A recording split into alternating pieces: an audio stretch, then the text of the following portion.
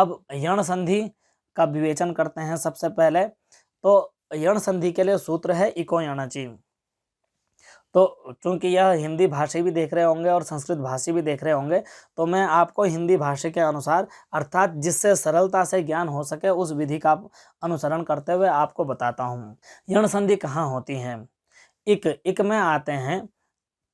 यण संधि का फॉर्मूला है इक प्लस अच बराबर इक को यण। आप अगर पुस्तक लेकर के कॉपी ले, आप अगर दर्शक लोग कॉपी ले लें तो इससे आपको आसानी होगी। इक यानी ई उ रील री, ये 4 वर्ण, इन चारों वर्ण का कोई भी भेद, चाहे यह दीर्घ हो, चाहे ह्रस्व हो, चाहे प्लुत हो, चाहे अनुनासिक हो, चाहे निरनुनासिक हो, किसी भी प्रकार का ई उ रील री, इसके भेद के संदर्भ में आप YouTube पर जा करके मेरा उकालो झरस दीर्घ प्लुतः सूत्र का विमर्श देख सकते हैं। वहाँ आपको पता चलेगा कि ये जो अ ई उ हैं ये अनेक प्रकार के हैं। या फिर आप उच्चर उकालो झरस दीर्घ प्लुतः मुखनासिका वचनोन्नासिका और तुल्या से प्रयत्नम सवर्णम, इन 3 सूत्रों का अध्ययन कर लें। तो अ ई उ इन वर्णों के बाद यदि कोई भी स्वर आ जाए, पूर्व में हो ई उ री री, ये 4 वर्ण हो, इन चारों वर्ण को कोई भी भेद हो, और उसके बाद कोई भी स्वर हो, तो यहाँ जो ई उ रील री है इनको यण अर्थात य व र ल इनके रूप में परिवर्तन हो जाता है। अर्थ ये फॉर्मूले में 4 संभावनाएं होंगी। वह 4 संभावना ये है कि ई के बाद यदि स्वर आ जाए तो यण संधि होगी, उ के बाद यदि स्वर आ जाए तो यण संधि होगी, री के बाद यदि स्वर आ जाए तो संधि होगी, री के बाद यदि स्वर आ जाए तो यण संधि होगी। तो इन 4 अवस्थाओं में इनको यण होना है, ई उ री री को यण होना है। यण कहते हैं य व र ल को। यण भी एक प्रत्याहार है। यह संस्कृत की जो वर्णमाला है माहेश्वर सूत्र, वहां से आप देख सकते हैं। यहाँ सीधे सीधे समझ लीजिए कि ई के बाद यदि स्वर हो तो ई को य हो जाता है, उ को बाद यदि कोई भी स्वर हो तो उ को व हो जाता है, री के बाद यदि स्वर हो तो री को र हो जाता है, और री के बाद यदि कोई स्वर हो तो उसको ल हो जाता है। उदाहरण, इनका उदाहरण भी देते चलें। तो इनके उदाहरण हैं यदि अपि, ई का उदाहरण दे रहे हैं।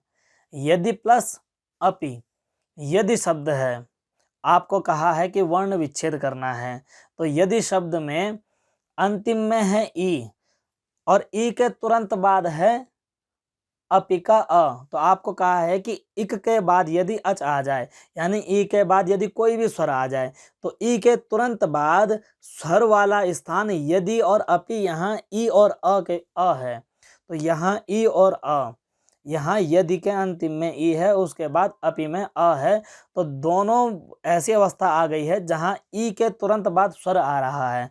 तो जहाँ ई के तुरंत बाद स्वर आ जाए वहाँ ई को य हो जाएगा, तो यहाँ ई को य हो जाएगा। तो जो यदि शब्द का ई है वहाँ क्या बचेगा? यद बचेगा, और ई को य हो जाएगा तो यद्य होगा। अपि है, जोड़ दीजिए सबको तो यद्यपि हो जाएगा। तो इस प्रकार से यण संधि का उदाहरण ई के संदर्भ में। उ का उदाहरण मधु प्लस अरि। मधु शब्द में उ के तुरंत बाद अरि शब्द का अ है, यानी उ के बाद तुरंत स्वर है, तो इस उ को भी व हो जाएगा अभी के नियम के अनुसार। तो यहाँ क्या हो जाएगा? व हो जाएगा। तो इस तरह से मधु के उ को व हो गया तो क्या बनेगा? मध्व, और इधर अरि, तो इस तरह से मध्वरि हो जाएगा। इसी तरह से री, धात्री प्लस अंश, धात्री है, इसके री के बाद अंश का अ है, तो री के बाद स्वर है, तो धात्री के री को रा हो जाएगा, तो क्या बनेगा? धात्र अंश, यह बनेगा।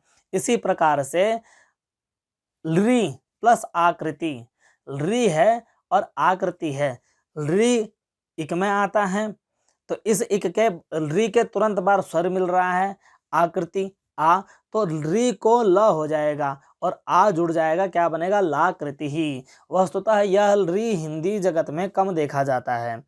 तो यहाँ 3 वर्णों को समझना चाहिए। तो इस प्रकार से यण संधि का विवेचन समाप्त। तो अभी काफ़ी समय होने जा रहा है, तो कोशिश करूँगा मैं इस समय में जितना बोल पाऊँ उतना बोलूँगा, उसके बाद कभी और आपको समझाऊँगा। तो इस तरह से यण संधि कहाँ होती है, जहाँ ई उ रील री के बाद स्वर आ जाए वहाँ यण संधि होती है। तो ई को वहाँ य होता है, उ को व हो जाता है और री को र हो जाता है और री को ल हो जाता है। तो यह संधि वह संधि है जहाँ 2 में से एक को परिवर्तन होता है, और वह भी पूर्व वाले को। तो 2 जब होंगे तो एक पूर्व होगा, एक पर होगा। तो जहाँ 2 को मिलकर के पूर्व वाले को परिवर्तन होता है वह है यण संधि। यण संधि इसे इसलिए कहा जाता है क्योंकि ई उ रील री को यण अर्थात य व र ल हो जाता है। इस तरह से यण संधि विवेचन आपको समाप्त बता दिया गया।